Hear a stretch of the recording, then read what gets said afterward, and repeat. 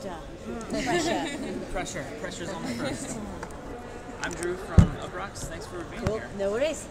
So when you first started working on the Doctor with Chris, whether it's early scripts or crafting the character, what was your first impression of who she was? Well, the scripts were probably way beyond ever needing input from me before I even started auditioning. But I think the thing that was a real excitement to me and a revelation, because who knew I would ever be auditioning for it, but never mind feeling like you can do it, was that when I got the sides for the audition, which were scenes that were written specifically for the audition process, the energy that Chris had, he says I brought it, but to me it bounced off the page. I think it's who you talk to. But as far as I just was like, oh yeah, I get it. This is all the things I love about playing. It's movement, it's jumping from thought to thought but having a clear purpose. It's hopeful, it's like enjoying the detail in an epic scale. It's all those things, and I think it was very much on the page, and it felt like you bounded into this Doctor's world, and the Doctor bounds into the world, but it didn't. It's obviously not a white slate. The Doctor has many traits that it's always had, but I certainly didn't sit in. I'm not important enough to sit in early script meetings being like, I think I do that. I was like, this is the script, we worked a long time on it, and I was like, it's amazing. Oh my god, you kidding. So yeah. Hi, I'm Nicole from International Business. Cool. So what's the dynamic like with three companions? Typically in the past we've had like kind of the lead companion and people connected to them. Is this that, or is it? No.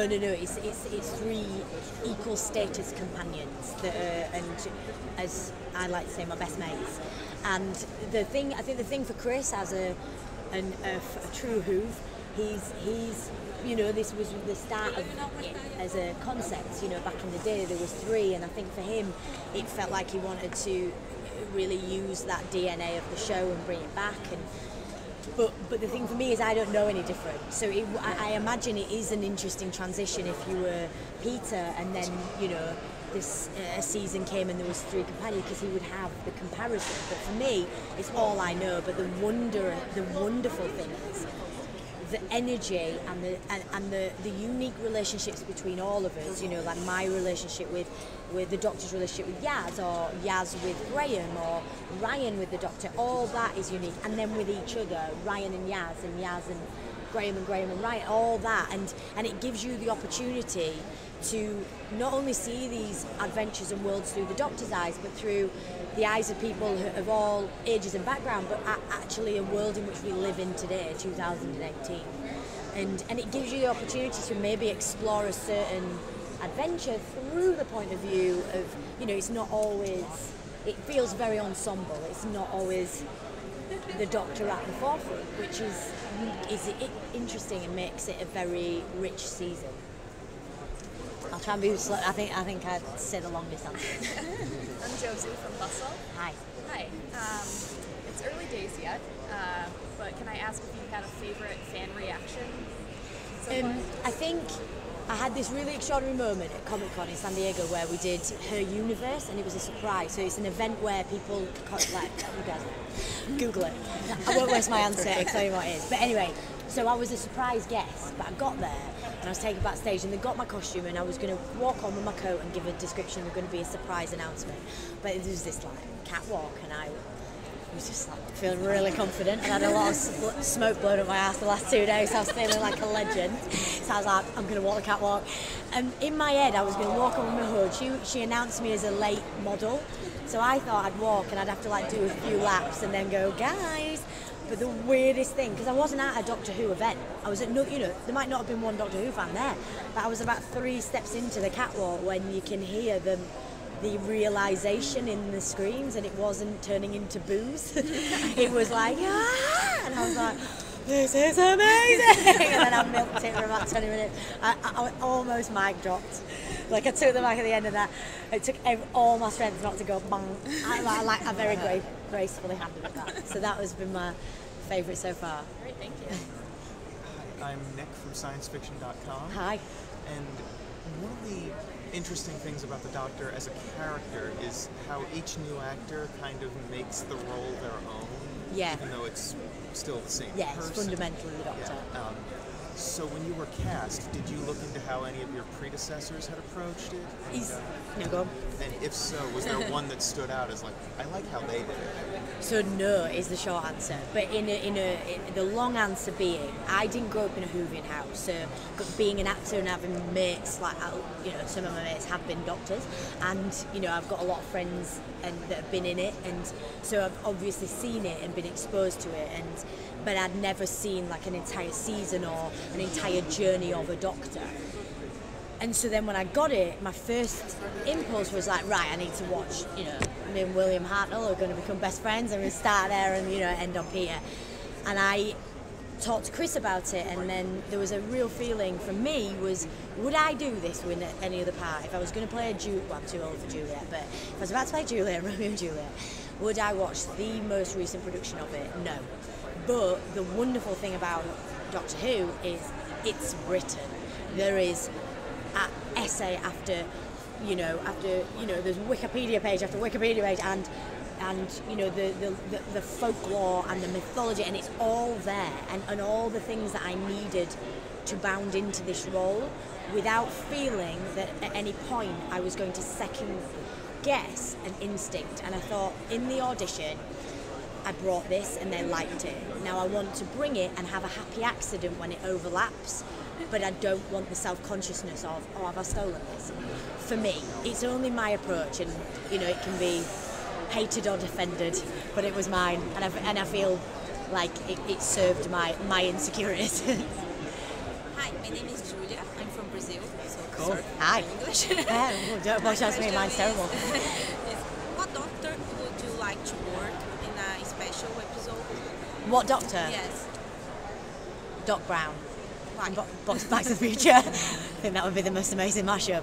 But if it was a previous Doctor of Doctor Who, I don't know. It's so difficult because, there's so much from everyone. I think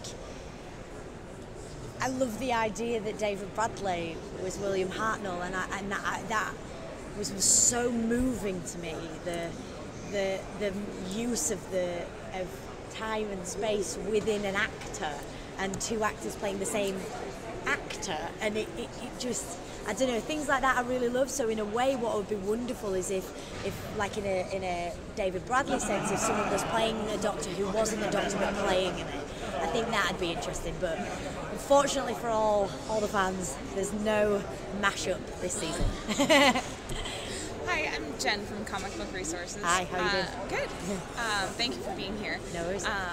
What has been kind of the biggest challenge putting this season together So the far? The biggest challenge putting this season together The so secrecy. far. Yeah. In this day and age, and people's ability to find things out and to think that spoilers are a positive, it's really hard. Like, you work so hard on something, and it's not just us. Like, we rock up last to set, get to leave the first. Everyone else who's building the sets, creating the monsters, doing all the post, writing an incredible score, all that hard work, and keeping it secret, because really it's such a wonderful adventure if you don't know the ending, and it's hard in this day and age, and was much easier pre-technology, but because of technology it means this wonderful series will reach however many corners of the earth, but it's difficult when it's like, please just trust us, you don't want to know. Daniel Montgomery with Gold Derby. Hi. Now, you obviously worked with Chris before on Yes, I Broadchurch, which, to say the Marvel least, is a drastically different show from Doctor Who. How is it different working with him on this show versus Broadchurch? Is it drastically different, or is there a lot of similarities? I don't know. There's lots of similarities because it's, because it was a 5-year process working on Broadchurch. The 3 seasons that we did, I kind of can't remember the time when I didn't know him and we weren't friends and we didn't have a shorthand. I think the only thing I can say is it's an extraordinary benefit having a shorthand, and he knows how I work and he respects it and he's very generous with it. There are often a lot of questions, and without being pedantic, I'm quite detailed, and he loves that, thank God. I am also never been a writer and do not choose to think I am a writer in any form. So there is not a point where he gets a message of like, I don't think I'd say that, I think I'd say that. You know, like he knows he's not dealing with that, but then there is okay, that word makes me think that. Is it supposed to make me think that, or is it supposed to make me think that?